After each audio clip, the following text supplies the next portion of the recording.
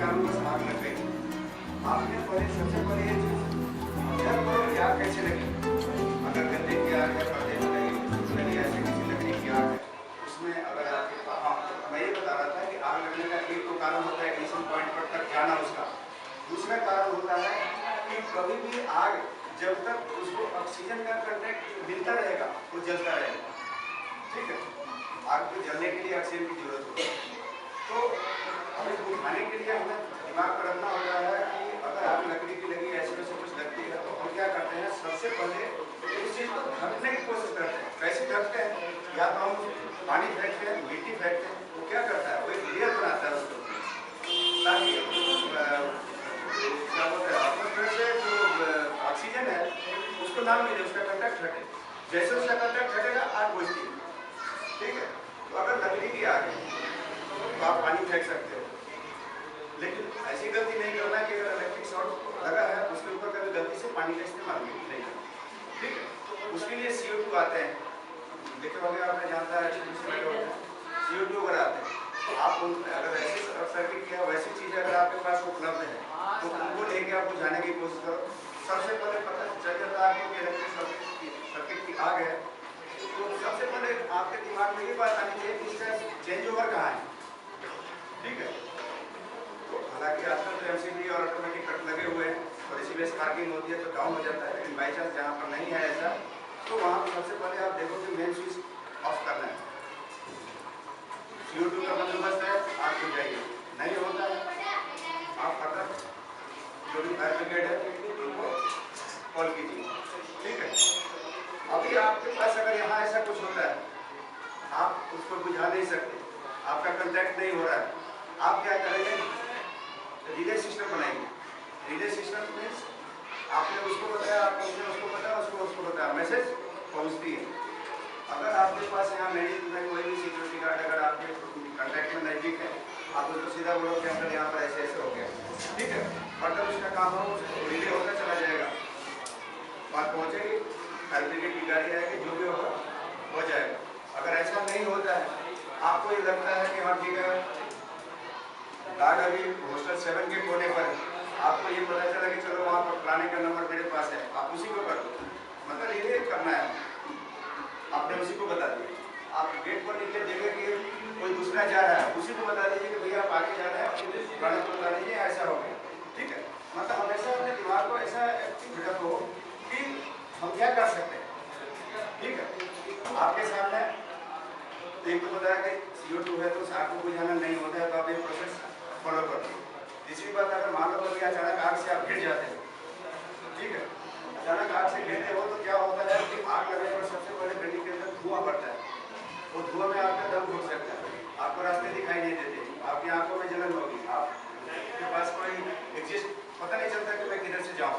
ठीक है, वैसे कंडीशन में कभी भी आपने देखा होगा पढ़ा होगा कि जो धुआं होती है हल्की होती है। ठीक है, तो हल्की होने से वो क्या होता है ऊपर को उठती है।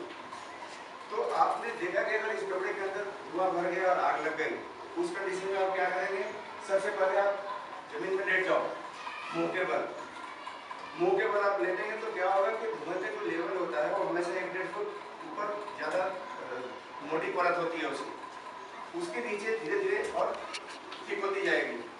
तो एक जगह ऐसा मिलेगा जहाँ आपको ऑक्सीजन की लेयर कुछ रहेगी और नीचे से आप सांस ले सकते हो, और सांस लेके आप रोलिंग करते हुए यहाँ से जिसमें वहाँ से पार हो। ठीक है, जैसे इसमें अचानक आग लग गई, धुआं बढ़ गया, तो अभी आप ऐसे भाग नहीं सकते। ठीक है, एक तो उस कंडीशन में आपको आग की लपटें भी ज़्यादा पकड़ेगी, लेकिन आप लेटे हुए हो तो आग भी तो गर्म है, हवा से गर्म है, वो भी हमेशा ऊपर कोई भागेगी, धुएं में भागेगी। उस कंडीशन में आप नीचे को करो। दूसरी चीज़, अगर आपको आग की लपट लग भी जाती है तो आपके जो बैक पोर्शन होते हैं ये ऐसे होते हैं कि अगर इनको थोड़ी बहुत हीट लग जाती है या थोड़ा सा आप कहीं जरूर भी जाते हो तो आपकी लाइफ नहीं जाती, लाइफ रहते हो, जिंदा रहते हो। ठीक है, तो अगर ऐसा कुछ होता है तो आपके कंडीशन में ऐसा करो। ठीक है, अगर लकड़ी वगैरह के तो थोड़ी फेंक सकते हो, पानी फेंक सकते हो, जो सकते हैं कि आप कुछ नहीं कर सकते। ठीक है, आपके पास क्या है, सबसे पहले आप ये देखो कि अगर कहीं ऐसी जगह हो कि आपके सामने पहले से जैसे आप स्कूल में आपको पता है कि मेरे पीछे या सामने खुली ग्राउंड है जहाँ बड़े बड़े पेड़ पौधे नहीं हैं, तो कोशिश करो कि वहाँ से निकल के अगर नज़दीक है तो खुले खुले ग्राउंड में जाओ। अगर आपको लगता है कि नहीं वहाँ तक मेरा अप्रोच नहीं हो पाएगा या मैं देर से पहुँचूंगा, तब तक बिल्डिंग गिर सकती है, मैं इसमें दब सकता हूँ, तो इसमें आपको ये चीज़ें सबसे पहले आपके दिमाग में आनी चाहिए कि आपने जगह का चुनाव करना है, तुरंत अपने माइंड में लाना है कि मैं कौन सी जगह पकड़ूँ जहाँ की अगर ये गिरता भी है तो आपके कम से कम ज़्यादा नहीं तो 30% चांसेस है कि आप सेव रहेंगे। अगर आपका फिजिकल डैमेज कुछ हो भी जाता है, आपका कोई नुकसान हो भी जाता है, तो आप जिंदा रहेंगे, ऐसे चांसेस देखा गया है। उसके लिए क्या होता है, सबसे पहले आप देखिए हमेशा कॉर्नर पकड़िए। सबसे पहले आप कोशिश कीजिए कि बिल्डिंग का कॉर्नर पकड़िए, जहाँ बीम हो, जहाँ कॉलम्स हो, ठीक है, उस जगह को पकड़िए। अगर वो जगह नहीं मिलता है, आप डोर के पास आइए, ठीक है, आप डोर के पास खड़े हो जाइए। अगर आप भाग नहीं सकते, बैठना है किसी कोने में बैठिए जहाँ एल बनता है, या फिर आपके पास लगता है कि कोई मजबूत टेबल या तिमाही या ऐसी कोई चीज़ है उसके नीचे बैठिए, ठीक है। इससे आपका बचाव कैसे होता है, कभी भी बिल्डिंग अगर गिरती है तो आप लोगों ने देखा होगा कि अर्थक्वेक के बाद भी वीडियोग्राफी चाहे टीवी में आपने देखा होगा कि डोर आपको ऐसे दिखाई देते रहते हैं, दीवारें खड़ी रहती है, छत गिर गया होता है, लेकिन डोर दिखाई देते हैं, विंडो ऐसे दिखाई देते हैं, कोई बीम होती है वो ऐसे गिर के, अभी सपोज करो अगर एक टूटता है तो यहाँ से गिरेगा तो कहीं ना कहीं टिकता है, अगर एक टिकता है तो बीच में कुछ गैप बनाता है। तो इसलिए मैंने बोला कि आप या तो बीम का सहारा लीजिए या जहाँ कॉलम होता है वहाँ कीजिए, जहाँ एल बनता है कभी भी आप देखना बहुत कम चांसेस होते हैं कि कॉर्नर जो होता है बिल्कुल वेनिश हो जाता है, कभी नहीं होता, कुछ ना कुछ पोर्शन उसके रहते हैं। तो जब कभी ऐसी अगर अर्थक्वेक की समस्या आती है उसमें कोशिश करें। अगर आपका ग्राउंड से अप्रोच हो जाता है, आप ग्राउंड में जाते हैं तो देखिए जहाँ पर ऊंचे ऊंचे पेड़ पौधे नहीं है वहाँ छोड़ के फ्लैट जगह में कोशिश कीजिए, अपने आप को भागिए मत, भागेंगे आपका नुकसान ज़्यादा होगा। आपका काम वहाँ लेट जाओ या बैठ जाओ, दोनों काम आगे करके जमीन के साथ बैठ जाओ, ठीक है। तो ये तो हुआ अपने छोटे से टिप्स, अगर अर्थक्वेक वगैरह से आपको बचना है तो। अभी सपोज करो ऐसे इस बोर्ड पर लिखा हुआ है डिजास्टर, डिजास्टर मतलब एक हाँ नहीं, इसमें फर्क होता है। ये है एक आपदा जिसको विपत्ति बोलते हैं, आपदा। तो आपदा क्या होता है, इसको डिजास्टर और एक दुर्घटना भी होती है। दुर्घटना क्या होती है, छोटे छोटे स्केल में होती है या मासिक नहीं होता, तो उसमें कम जान माल की नुकसान होती है, कम संपत्ति की नुकसान होती है, तो सब चीज़ें दुर्घटना में आ जाती है। डिजास्टर में वो चीज़ें आती है जिसमें मासिक जान माल का नुकसान होता है, बहुत ज़्यादा क्षति होती है, ठीक है। इसके भी मुख्यतः दो भाग हैं। एक भाग में ये होता है जो नेचुरल होता है, प्राकृतिक नेचुरल क्लैमिटी, और दूसरी होती है जो मैन मेड होता है, जैसे हमारे करने से हो गए, जैसे हमने कहीं आग लगा दी, कहीं बम विस्फोट कर दी, ठीक है। तो मोटे तौर पर आप जान लो इसके दो भाग हैं। अभी जो डिजास्टर है, ये आपदा प्रबंधन एक बहुत बड़ी चीज़ है। ये अभी आप लोगों के स्तर में उतनी चीज़ें ना तो भी समझा पाएंगे ना आप समझ पाओगे, लेकिन धीरे धीरे इनके भी कई ऐसे सेक्टर सब सेक्टर है। आप लोगों को बेसिकली अब यही चीज़ें सीखना और जानना जरूरी है कि होती क्या चीज़ है, ठीक है। होती ये है जैसे कहीं अचानक बांध टूट गया या बहुत ज़्यादा बादल फट गए, ऐसा कुछ हुआ, बाढ़ आ गई, ठीक है, वो भी एक आपदा है। कभी कभी ऐसा होता है, आपने देखा होगा जंगल में कहीं आग लग गई या सिटी के अंदर कोई ऐसा अर्थक्वेक आ गया, बहुत सारे बिल्डिंग धीरे डैमेज हुए, मतलब इस टाइप की चीज़ें जो हुई वो एक आपदा है। इसमें इसको हम रोक नहीं सकते, लेकिन इसमें हम सिर्फ इतना कोशिश करते हैं कि मैं खुद सबसे पहले मैं खुद कैसे अपने आप को सुरक्षित रख सकता हूँ, इसके बाद अपने परिवार या घर या अपनी संपत्ति के बारे में सोचते हैं। सबसे पहले हम इसमें अपने आप को सुरक्षित कैसे रखें, छोटे छोटे टिप्स होते हैं। जैसे मान लो कि अभी आप घर में हो,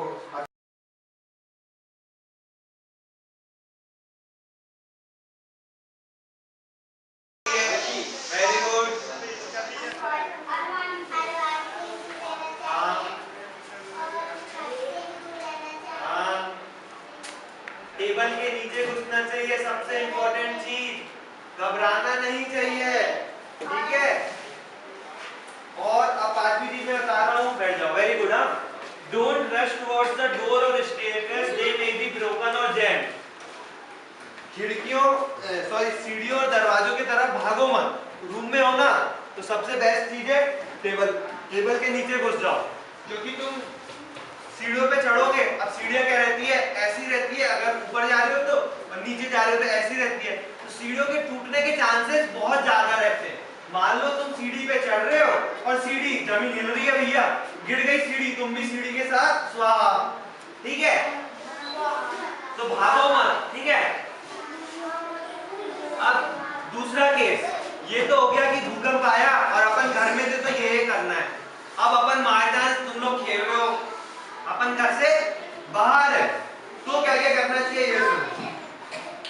सबसे पहले ये देखो कि कौन सा खाली ग्राउंड है, बिल्डिंगों से दूर, खंभों से दूर।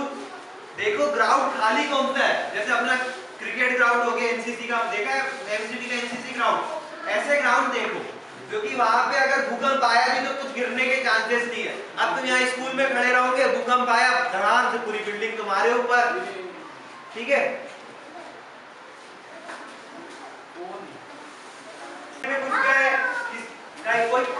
कोई नदी में गिर गया, कुछ भी हो गया, बहुत बड़ी आपदा है भूकंप, तो ठीक है? तो अब भूकंप से बचने के लिए क्या क्या करना चाहिए अपन बताने वाले हैं आज, ठीक है?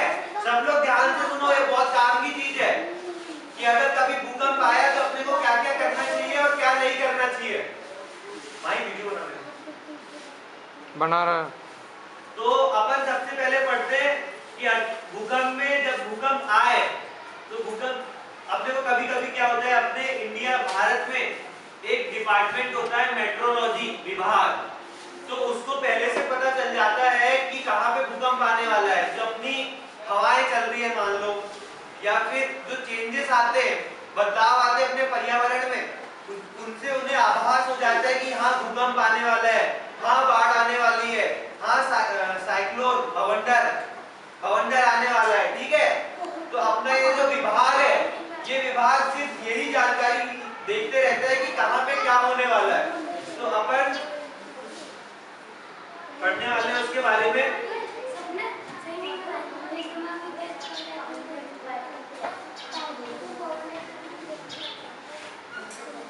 देखो भूकंप से दो टाइप से बच सकते हैं, या तो ऐसे घर बनाओ कि वो भूकंप से बच जाए, ठीक है? जो एल्यूमिनियम के आजकल घर बनते हैं, एलसीडी में देखा होगा, वो सफेद और नीली छत वाले बिल्डिंग बनी हुई है, देखिए किसी ने? हाँ, तो वो भूकंप से बच जाएगी। अगर भूकंप आएगा तो वो बिल्डिंग नहीं गिरेगी, पर जो तुम्हारा स्कूल है, एलसीडी की जो पुरानी बिल्डिंग है पीली वाली, वो भूकंप से नहीं बच सकती, वो गिर जाएगी पूरी। और भारत में एक बहुत बड़ी समस्या है कि बहुत से ज्यादा लोग स्लम्स में रहते हैं, झुग्गी-झोपड़ियों में बहुत लोग रहते हैं। भारत दिल्ली की 63% जनता झुग्गी-झोपड़ियों में रहती है, और वो अगर भूकंप आता है तो सबसे ज्यादा नुकसान झुग्गी-झोपड़ियों वालों को ही होता है, क्योंकि उनका घर बहुत जल्दी गिर जाता है, बाढ़ आती है तो उनका घर बह जाता है, ठीक है? तो अपन को बचना कैसे है वो देखने वाले हैं अपन। तो सबसे पहले अपने पास एक चांस आया कि भूकंप आ रहा है और अपन घर में है, ठीक है? छोटी को बैठ, ठीक है? अगर भूकंप आया, ओ बोले भूकंप आया तो अपन अगर घर में है तो अपने को क्या क्या करना चाहिए? तो सबसे पहले जो सबसे मेन चीज, घबराना नहीं चाहिए, ठीक है? भूकंप आ रहा है तो ठीक है, काम रहना चाहिए, कामनेस मेंटेन करना चाहिए, घबराना नहीं चाहिए, ठीक है? दूसरी चीज करनी चाहिए, stay away from glass windows, doors, almirahs और मिरर्स। जो अपनी खिड़कियां हैं, ठीक है, दरवाजे हैं, अलमारी है, इनसे दूर रहना चाहिए, ठीक है? क्योंकि क्या होता है कि मान लो यहाँ पे एक अलमारी है, अब भूकंप आया, भूकंप में क्या होता है पूरी जमीन भी हिलती है, अब जमीन हिलेगी तो अपनी अलमारी भी हिलेगी, और अपन वाटर यहाँ पे खड़े तो अलमारी हिली और अपने ऊपर गिरी, ठीक है? तो अपने को खिड़कियों से, अलमारियों से, दरवाजों से दूर रहना चाहिए। तीसरी चीज, stay away from falling past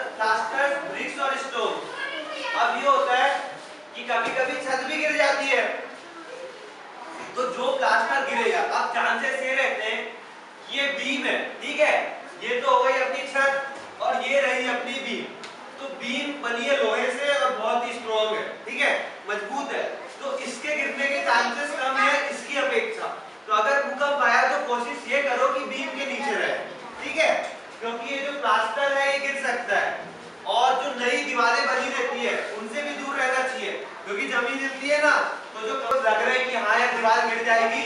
तो ऐसा करो कि टेबल के नीचे घुस जाओ, ठीक है?